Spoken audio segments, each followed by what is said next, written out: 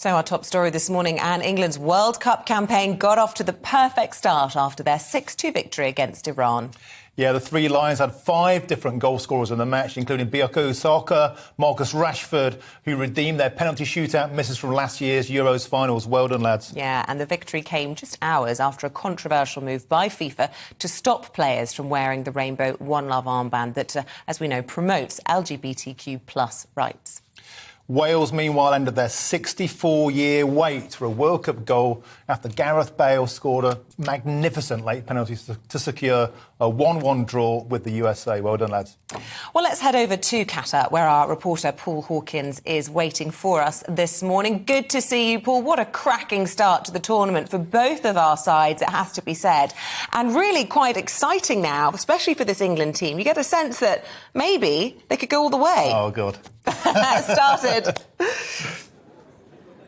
No? That's a bit stretch, if I'm honest. Yeah, morning, Isabel. Morning, Martin. I mean, let's be honest. You know, Iran didn't really put up much of an opposition. They clearly they had other things on their mind, and they didn't really test England.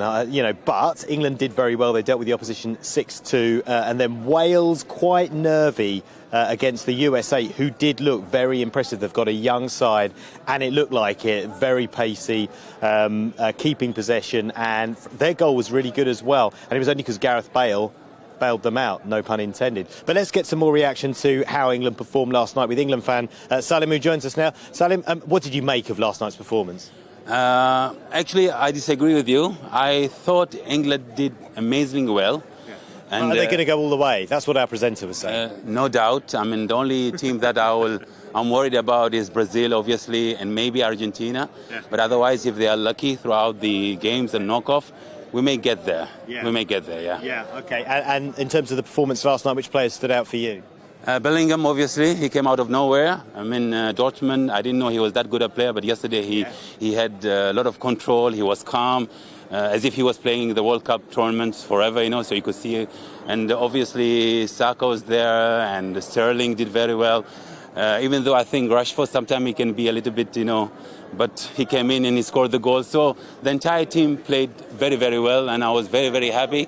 And again, I think England was too strong to Iran. It's not that Iran played bad. Iran played as Iran. They managed to score 2 goals, but England was so good that they overpowered them. Is what we expect for a team that they are willing to take the cup. Yeah, and Salim, you're from Oman. Why do you support England? Very good question. Number one, I believe this beautiful game, it wouldn't have come to life if it was not for England. Yeah. Okay, because it was born there. And they have the best Premier League, and they deserve it. I mean, I believe it's because of them is why we are enjoying what's happening here today. So I have a very soft spot. A lot of love for England. Big time, and it's time. It's time. And you're going to the USA game. How excited are you about that? 100%. And I made a promise to myself, as England proceed and qualify, I'll just go until the final. Yeah. To the final, yeah. Okay, so we're going all the way. All the way. It's coming home. It's coming home, and this time it's coming home, big time. Salim, really good to talk to you. Yeah, thank you very mate. much. Cheers. Appreciate it. Yeah. Thank you. There you go. So that's Salim, who's going to be at the England-USA game. He wasn't at the England-Iran game last night, but these people were, and we spoke to them just after the game. Yeah, it was amazing. To be honest, obviously 8 goals in total, 6 by England, and some of the goals were amazing. Saka's goal. Somebody came to us before and the game. asked Someone asked about it. if we noticed that Iran didn't sing their anthem. Yeah, they did. Because they were split in half. He had explained to us. Because people were speaking fast around us, and I said to him, "What are they talking about?" And he goes, "They're all pretty upset because Iran split between whether they can, and they just wanted to sing the anthem." No worries. There were problems for some fans, or reports of some fans having problems with their ticketing app getting in the game. Was that you guys? Yeah, actually, It was you. Originally we had a problem, and literally at the last minute, the ticket downloaded. But they were quite non-negotiable about the tickets. I think the advice is get there extra early. So we got there like 2 hours because before. the apps don't work very well. Okay, very well. So you got to allow for that extra time. Correct. Yeah, so I think the trick is, look, give yourself plenty of time if you're here in Qatar to get to the ground before that game against the USA. Wales last night also, as we said, very nervy performance. They certainly didn't deserve to win, and they got away with the draw. The USA, much the better side. They're going to be much more of a test for England, but expect Wales to raise their game, of course, for that final group game against England next week. So, yeah, that's the latest from here. Today, there are 4 games, by the way, 4 games today. Argentina against Saudi Arabia, so you'll probably see throughout the day lots of Argentina shirts and Saudi fans in full voice. Then it's Mexico, Poland, Denmark, Tunisia, and then France against Australia is the final game. So lots of football. In fact, we're going to have 4 games a day for the next 7 days, so I know you'll be excited, Isabel.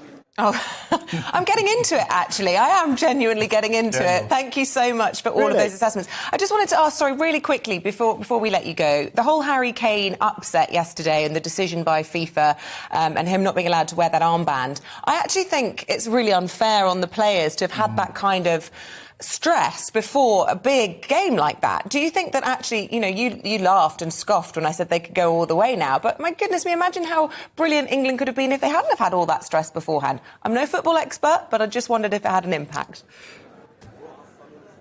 No, true. Of course it has an impact. It's something else to think about. It's more stress for the players, and that's not good when you want to be, as you say, in the zone. But look, what do I know about football? Look, you think that it's coming home. Salim thinks it's coming home. So who am I to argue?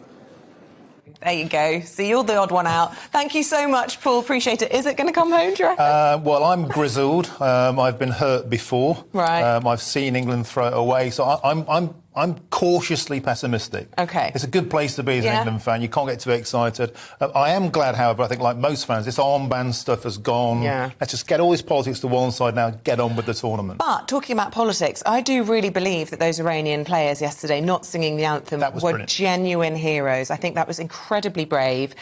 You were pointing out to me before that actually many of the players don't live in Iran, but of course their family members do. They do. And there's a genuine question of whether or not that will put their family in harm's way, which is sad state of affairs. It's a serious business. It's very serious. Because the regime, don't want the team to be doing that, and it is a dangerous thing to put your head above the parapet. So well done, Iran. Incredibly brave. Yeah. Let us know your thoughts on all of that.